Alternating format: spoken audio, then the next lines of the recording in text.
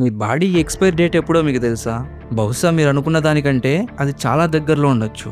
సరే, let's play a small game. ఒకసారి మీ చేతి 5 వేళ్లు విప్పండి. నేను అడిగే 3 ప్రశ్నల్లో మీరు దేనికైనా యెస్ అని చెప్తే ఒక వేలు ముడవండి. సో, అందులో ఫస్ట్‌దేంటంటే, మీరు రోజుకి 6 గంటల కంటే తక్కువగా నిద్రపోతున్నారా? Yes or no. అండ్ సెకండ్‌దొచ్చేసి, ఈరోజు మీరు కనీసం ఒక బిస్కెట్ ప్యాకెట్, చిప్స్ లేదా కూల్ డ్రింక్స్ అయినా తీసుకున్నారా? ఇంకా థర్డ్ వచ్చేసి, ఈ రోజంతా మీరు కనీసం ఒక 20 నిమిషాలైనా ఒళ్ళు వంచి పని చేయలేదా? ఒకవేళ మీరు ఆ 5 వేళ్లలో 2 వేళ్లు ముడిచినా సరే, యు ఆర్ వెల్కమ్. మీరు అఫీషియల్‌గా ఇండియాలో జరుగుతున్న ఒక సైలెంట్ వార్‌లో బందీ అయిపోయారు. యాక్చువల్లీ మనం వార్స్ గురించో, ఇంకా టెర్రరిజం గురించో లేదా రోడ్ యాక్సిడెంట్ల గురించో భయపడుతున్నాం. కానీ అసలు కిల్లర్ ఎక్కడున్నాడో తెలుసా? మన వంటగదుల్లో, మనం వాడే మసాలా పొడుల్లో, ఇంకా మన డైనమిక్ లైఫ్ స్టైల్‌లో. యాక్చువల్లీ ఇది మీరు వినాల్సిన కథ కాదు. మీరు బందీ అయి ఉన్న ఒక రియాలిటీ. మనం వాడే బ్యాంక్ అకౌంట్స్ హ్యాక్ అయితేనో లేదా ఇంట్లో దొంగతనం జరిగితేనో గొడవ చేస్తాం. కానీ మన కళ్ళ ముందే మన ప్లేట్లో ఉన్న ఆహారం మన ఆయుష్ని దొంగిలిస్తుందంటే మనం ఎందుకు సైలెంట్గా ఉన్నాం? ఒక ₹1,00,00,000 కారులో సగం రేటు ఉండే కల్తీ ఆయిల్ని పోయడానికి మీరు ఒప్పుకుంటారా? ఖచ్చితంగాను. మరి కోట్లు ఇచ్చిన దొరకని మీ బాడీ అనే మిషన్లోకి కేవలం 100-500 కోసం గ్రూప్ 1 కార్సినోజన్ కెమికల్స్ని ఎలా పంపిస్తున్నారు? సరే, ఈరోజు నేను మీకేదో హెల్త్ టిప్స్ చెప్పడానికి రాలేదు. 2024లో ICMR NIN బయటపెట్టిన ఒక భయంకరమైన కుట్రను డీకోడ్ చేయడానికి వచ్చాను. మన దేశం ఇప్పుడు ఒక హెల్త్ క్రైసిస్లో లేదు, ఒక సిండమిక్లో ఉంది. అంటే తప్పుడు ఆహారం, కలుషితమైన గాలి మరియు నిద్రలేని రాత్రులు కలిసి మన మీద చేస్తున్న ఒక జాయింట్ అటాక్. మనకు తెలియకుండానే మనం ఒక డెడ్లీ కాంట్రాక్ట్ మీద సంతకం చేసేసాం. ఆ కాంట్రాక్ట్లో ఏముందో తెలుసా? వచ్చే 10 ఏళ్లలో ఇండియాలో జరిగే ప్రతి 10 మరణాల్లో 6 మరణాలు కేవలం మనం తినే తిండి వల్లే జరగబోతున్నాయి. సో ఈ ఇన్వెస్టిగేషన్ ఎండ్ అయ్యేసరికి మీ వంటగదిలో ఉన్న మసాలా డబ్బా నుండి మీ బెడ్రూమ్లో ఉన్న స్మార్ట్ ఫోన్ వరకు ప్రతిదీ మిమ్మల్ని ఎలా చంపుతున్నాయో పక్కా ప్రూఫ్స్తో మీ కళ్ళ ముందు పెడతాను. Hello, welcome back to KR facts. మనం మన బాడీని ఒక టెంపుల్లా చూస్తాం, కానీ ప్రాక్టికల్గా చూస్తే మన శరీరం ఒక హై ఎండ్ బయో మిషన్. మరి ఈ మిషన్ లోపల 56.4% ఫెయిల్యూర్స్కి కారణం బయట ఎక్కడో లేదు, మన ప్లేట్లోనే ఉంది. ICMR NIN 2024 అఫీషియల్ రిపోర్ట్ ఒక షాకింగ్ నిజాన్ని బయటపెట్టింది. అంటే మన బాడీకి కావాల్సిన ఎనర్జీలో కార్బోహైడ్రేట్స్ వాటా 45% మించకూడదు. కానీ ప్రస్తుతం ఒక సగటు భారతీయుడు 62% క్యాలరీ ఎనర్జీని కేవలం రిఫైన్డ్ కార్బ్స్ నుండే పొందుతున్నాడు. దీన్ని బయోథియవరీ అంటారు. మీరు వైట్ రైస్ లేదా మైదా తిన్నప్పుడు అవి మీ రక్తంలోకి షుగర్ని ఒకేసారి ఒకే ఫ్లడ్లో పంపిస్తాయి. దీన్ని కంట్రోల్ చేయడానికే మన బాడీలో ఉన్న ప్యాంక్రియాస్ అనే ఒక ఆర్గాన్ ఉంటుంది. మీరు ఫుడ్ తిన్న ప్రతిసారి ఇది ఇన్సులిన్ అనే హార్మోన్ని రిలీజ్ చేసి ఆ ఎక్సెస్ షుగర్ని కంట్రోల్ చేయడానికి ట్రై చేస్తుంది. కానీ మనం ఆ వైట్ రైస్ లేదా మైదాతో బాడీని దంచేస్తుంటే ఆ ప్యాంక్రియాస్ అనే మిషన్ దారుణంగా ఓవర్లోడ్ అయిపోతుంది. సంవత్సరాల తరబడి ఒక్క సెకండ్ కూడా విరామం లేకుండా తన కెపాసిటీకి మించి పని చేసి ఒకరోజు ఆ మిషన్ సడన్ గా స్ట్రైక్ చేస్తుంది. అంటే ఇన్సులిన్ రిలీజ్ చేయడం ఆపేస్తుంది. సో దానికి రిజల్టే 30 years లోనే లైఫ్ లాంగ్ వెంటాడే టైప్ 2 డయాబెటీస్ అండ్ ఒబేసిటీ. కానీ ఇక్కడ పాయింట్ కేవలం షుగర్ మాత్రమే కాదు. మనం తింటున్న ఈ ప్యాకేజ్డ్ ఫుడ్స్ అన్ని లైఫ్లెస్ ఫుడ్స్. వీటిల్లో ఫైబర్ ఉండదు, ప్రోటీన్ ఉండదు, కేవలం ఎంప్టీ క్యాలరీస్ మాత్రమే ఉంటాయి. అందుకే గత 14 సంవత్సరాల్లో భారతదేశంలో ఈ ultra processed food business market share 150%కి పెరిగిపోయింది. పోనీ ఇంట్లో వండుకుందామా అంటే అక్కడ మీకోసం ఇథైలిన్ ఆక్సైడ్ వెయిట్ చేస్తుంది. ఏప్రిల్ 2024లో సింగపూర్ ఇంకా హాంకాంగ్ మన టాప్ ఇండియన్ మసాలా బ్రాండ్స్ని ఎందుకు బ్యాన్ చేశాయో తెలుసా? ఎందుకంటే అందులో ఈ carcinogenic pesticide ethylene oxide chemical దొరికింది. ఇదేంటంటే మీ డిఎన్ఏని డ్యామేజ్ చేసి నేరుగా క్యాన్సర్కి దారితీస్తుంది. అయితే మరి దీనికి సొల్యూషన్ ఏంటి? కేవలం జిమ్కి వెళ్తే సరిపోతుందా? నో. ICMR NIN మన ముందు ఒక గోల్డెన్ రూల్ పెట్టింది. అదే ది 50% మిల్లెట్ రూల్. అంటే మీ ప్లేట్లో కనీసం సగం వంతు మిల్లెట్స్ ఉండాలి. ఎందుకంటే ఇవి మన బ్లడ్లో షుగర్ని కంట్రోల్ చేస్తాయి. And the 400 grams target. రోజుకి కనీసం 400 గ్రాముల కూరగాయలు మరియు పండ్లు మీ బాడీలోకి వెళ్ళాలి. ఇవే మీ బాడీకి కావాల్సిన natural defence. And the salt cap. అంటే రోజుకి 5 గ్రాముల కంటే తక్కువ ఉప్పు మాత్రమే వాడాలి. అంతకంటే 1 గ్రామ్ పెరిగినా మీ హార్ట్ రేట్ మీద ప్రెషర్ పెరుగుతుంది. అండ్ గుర్తుపెట్టుకోండి, మీరు తినే ప్రతి ప్యాకెట్ వెనుక ఉన్న లేబుల్స్ని చదవడం నేర్చుకోండి. ఎందుకంటే ఒక వస్తువులో షుగర్ లేదా సాల్ట్ పర్సెంటేజ్ ఎక్కువగా ఉంటే దాన్ని తినడం వెంటనే ఆపేయండి. ఎందుకంటే ఆహారం అనేది కేవలం ఒక పార్ట్ మాత్రమే. ఒకవేళ మీరు పర్ఫెక్ట్ డైట్ తీసుకుంటున్నా సరే, మీ బాడీ లోపల ఇంకో భారీ దోపిడీ జరుగుతుంది. అది మీ కళ్ళకు కూడా కనిపించదు, కానీ మీ బ్రెయిన్ని మాత్రం నాశనం చేస్తుంది. అదే the great Indian sleep debate. ప్రపంచంలోనే 2వ అత్యంత నిద్రలేని దేశంగా ఇండియా ఎలా మారింది? ఆ నిద్రలేమి మీ గుండెని ఎలా ఆపేస్తుందో ఇప్పుడు మనం చూద్దాం. సరే, ఇప్పుడు మీరు ఈ వీడియో చూస్తున్నప్పుడు టైం ఎంత? ఒకవేళ అర్ధరాత్రి దాటితే మీరు అఫీషియల్‌గా ఒక డిజిటల్ థెఫ్ట్‌కి మీ జీవితాన్ని అప్పగించేసినట్లే. మీరు ఒక వారం రోజులు సరిగ్గా తినకపోయినా బ్రతకగలరు. కానీ ఒక్క 3 రోజులు నిద్ర లేకపోతే మీ బ్రెయిన్ తన్ను తాను తినడం స్టార్ట్ చేస్తుంది. ఏంటి నమ్మబుద్ధి కావట్లేదా? కానీ 2026 నాటికి ఇండియా ఫేస్ చేస్తున్న ఇంకో బిగ్గెస్ట్ హెల్త్ ఇష్యూ ఇదే, ద స్లీప్ హీస్ట్. ప్రపంచంలోనే అత్యంత తక్కువగా నిద్రపోయే దేశాల్లో జపాన్ తర్వాత రెండో ప్లేస్లో ఉండేది మన ఇండియానే. చాలా వరకు సర్వేలో 59% ఇండియన్స్ కేవలం 6 అవర్స్ కంటే తక్కువగా నిద్రపోతున్నారని చెప్తున్నాయి. అంటే మన బాడీకి మనం ప్రతిరోజు ఒక స్లీప్ డెబిట్కి బాకీ పడుతున్నాం. మరి ఈ అప్పుకి వడ్డీ ఏంటో తెలుసా?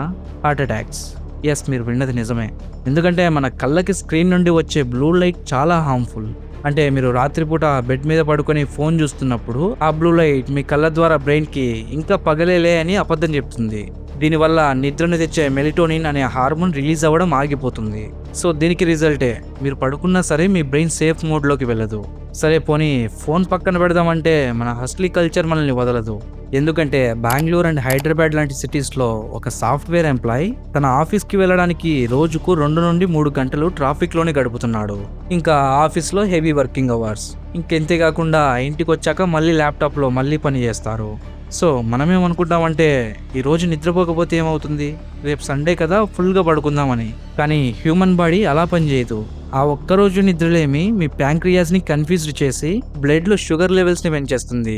అండ్ ఫస్ట్లో మనం చెప్పుకున్నట్లే ఇన్సులిన్ రెసిస్టెన్స్కి ఇదే మెయిన్ రీజన్. సో ఒకసారి మీ సెట్టింగ్స్లో స్క్రీన్ టైంని చెక్ చేసుకోండి.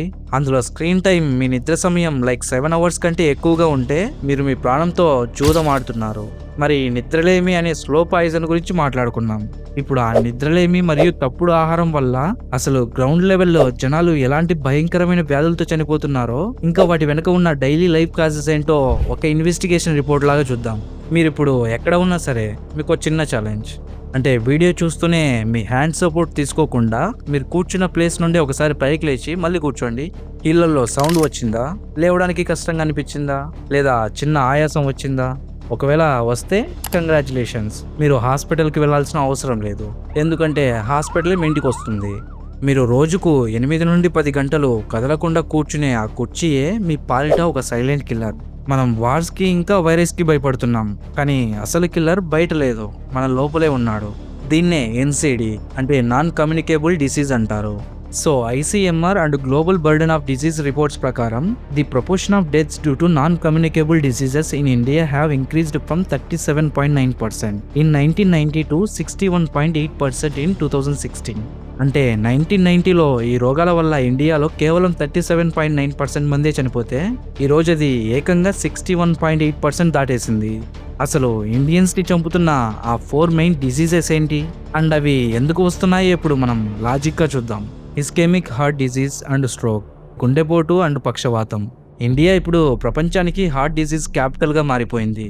అంటే ఇండియాలో సివిడిల వల్ల సంవత్సరానికి 28.6 లక్షల మంది చనిపోతున్నారు.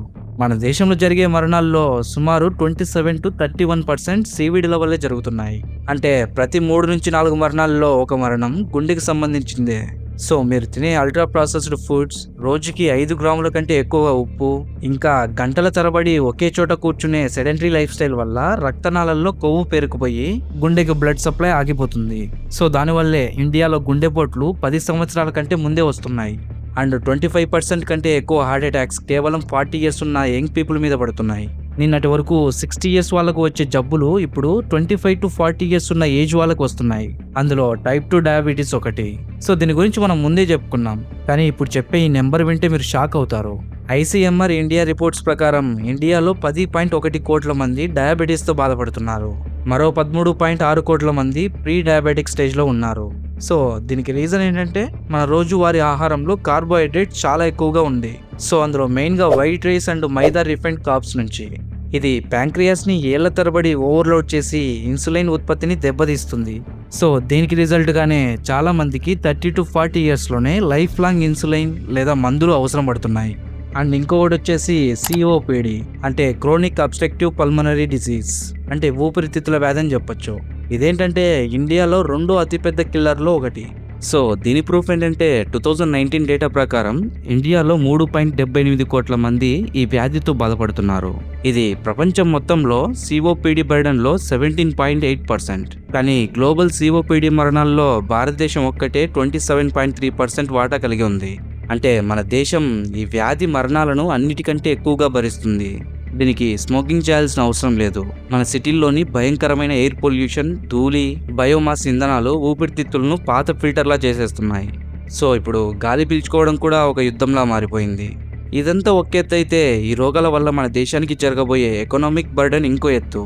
అంటే 2030 నాటికి కేవలం ఈ కార్డియో మెటబాలిక్ రోగాల ట్రీట్మెంట్కి ఇంకా హాస్పిటల్ బిల్స్కి మనం ఖర్చు పెట్టబోయే డబ్బు అక్షరాల $4.58 ట్రిలియన్.